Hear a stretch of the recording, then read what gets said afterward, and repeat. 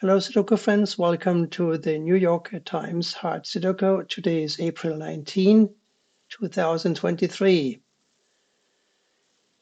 I can see one blocking over here and another one blocking over here, so one must go in this square. We got the first digit. It's always nice to be off to a good start. There's a 3 blocking over here, a 3 blocking over, and 1 3 blocking down, so here is a 3.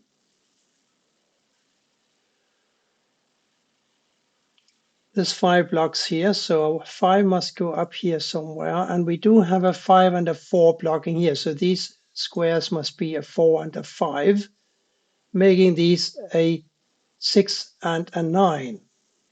And that has an effect on the 9s in this box here, because now that this square and this square cannot be a 9, we have a 9 blocking over here and another 9 blocking over, so a 9 must go here. We can find another 9 and it must go here, and I will explain why. There's a 9 blocking up here and there's a 9 blocking over here, so one of these must be a 9, and that blocks up here. This 9 blocks up here, so a 9 must go here or here. Now we have a 9 blocking up here and a 9 blocking up here, so a 9 must go here or here. And that begs the question, where can a 9 go in row 3? It cannot go here, here, here, or here, and this 9 prevents it from going here as well. So a 9 must go here. These two squares must be a 7 and a 9, because we have a 7 and a 9 blocking across here, and we have a 7 and 9 blocking down here. So these squares must be a 7 and a 9. We got a 2 and a 3 in this column here, and we got a 2 and a 3 in this column here. So these two squares must be a 2 and a 3. So that means that one of these squares must be a 1. And one of these squares must be a 1. Very easy to overlook, but look at this square here and try to figure out what must go into this square. And if you're doing this caveman style by simple counting, you can see that a 1, 2, 3, 4, 6, 7, 8, and a 9 can't go in here, so it's a 5. Sometimes life is simple. The 5 blocks up here, the 5 blocks down here, so here's a 5 and here's a 4.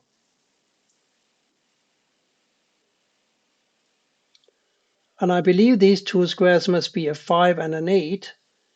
Of course, the 8 blocks over here and the 8 blocks over here, so this is a no-brainer. But we also have a 5 blocking over here. And since this 5 blocks this square, we need a 5 for one of these two squares, and they automatically block over here. So yes, these two squares must be a 5 and an 8. The remaining 3 empty squares in row 5 must therefore be a 6, 7, 9. We've got a 7 blocking here and a 7 blocking here, so the 7 must go here, and we do remember, I'm sure, that the other square therefore must be a 9. This 9 blocks over, so a 9 goes here, and a 6 must go here. We now know that these two squares must be a 4 and a 7, and since we also have a 4 in this row here, we know that these two squares must be a 4 and a 5, making this a 6. And these being a 4 and a 5 makes this square a 6.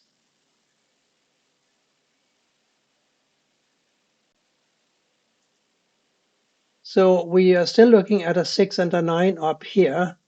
Remember, we have a 6, 9 here and a 6, 9 here, so these two must be a 6 and a 9. The 8 blocks up here, so an 8 must go here or here. We also have a 7 in these two columns, so 7 and 8 must go in two of these 3 squares here.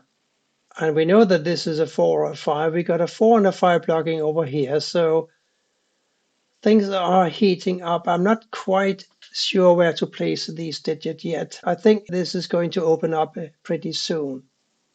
This 6 blocks across, this 6 blocks down, so one of these squares must be a 6. and therefore this square cannot be a 6. These two squares cannot be 6s because they're blocked by these two 6s. So a 6 must go here for column 2. I'm tempted to put a 6 in this square here, but I'm not going to. And I'll tell you why I'm tempted. I'm tempted because these two squares have to be a 6 and a 9. And we know that one of these two squares must be a 9. So I don't think a 6 will go in either of these two squares here, because then we would have a unique rectangle. But I'm not sure, so I'm not calling it yet. But I'm keeping an eye open for a 6 in this square here. So let's instead look at the 5 and an 8 pair here. We have a 5 blocking up, so an 8 must go here and the 5 here.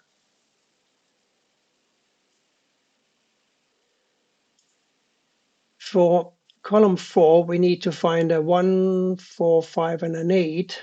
And we got a 4 and a 5 here. This square must be a 1. Let me explain why. We got an 8 blocking up here, and these two have to be a 6 and a 9. So an 8 must go here or here. We need to find an 8 and a 1 and a 4 and a 5 for the column. So the 8 blocks down here and the 4 and the 5 block here. So here's the 1. And that 1, of course, blocks over here as it does this. So a 1 must go in this square. And I think that my prediction comes out true, because now we have a 1, 9 here and a 1 and a 9 here, and they must force a 1 and a 9 to go in these two squares. And as I predicted, this square is now a 6. This 3 blocks down, so a 3 must go here, and these two now must be an 8 and a 2, making these a 4, 6, and a 7. Here we have a 2 and an 8.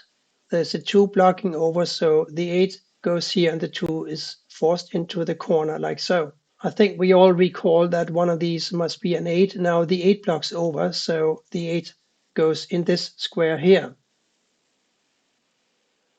Now this 1 blocks this square. This 1 blocks this square. This 1 blocks this square. So a 1 is forced into this square here for row 3. These being a 6 and a 9, and the 5 blocking over here makes this square a 5, and this therefore must be a 4. We remember that these two squares must be a 2 and a 3, therefore these must be a 4 and a 5. We have a 5 blocking here now, so a 4 must go here and a 5 here, and therefore a 4 must go here. Now we have a 5 blocking down, we got a 5 blocking over, another 5 blocking over, so a 5 goes in this cell here. 2 and a 3 here, these now must be an 8 and a 7. We also have an 8 in one of these two squares, so an 8 for this row 7 can't go here, it must go here. We have an 8 blocking up, another 8 blocking up, an 8 blocking over, and an 8 blocking over. So here's an 8 for you in box number 1. We need a 5 for this column. The 5 blocks here, the 5 blocks here, the 5 blocks here, so a 5 must go here. We also need a 3 for the same column, a 3 blocks here and a 3 blocks here. So here's a 3. And that fixes the 2 and a 3 we had here. This is now a 3 and this is a 2. And that makes this a 2 and this an 8. And this an 8 and this a 7. Now we have a 7 in one of these two squares and the other must be a 4. And that leaves only one square to fill, and that's here, and that must be a 2. The 2 blocks up, this 2 blocks up, this 2 blocks over, so a 2 goes here. These two squares must be a 4 and a 7. I don't know how to deal with those yet. 4, 6, and 7 still for these squares, and I'm still not able to find them easily. So I'll have to look elsewhere. Let me look at column 3. We need to find a 4, 7, and a 3. the 3 blocks here, the 3 blocks here, so a 3 must go up here. This is now a 4 and a 7 pair, but the 4 blocks here, so the 7 goes here and the 4 here. And that gives me a 7 for this square and for this. This must be a 4, blocking up, making this a 4, and this over here now must be a 4, this square must be a 1, making this a 1 and this a 9. And this a 9 and this a 6.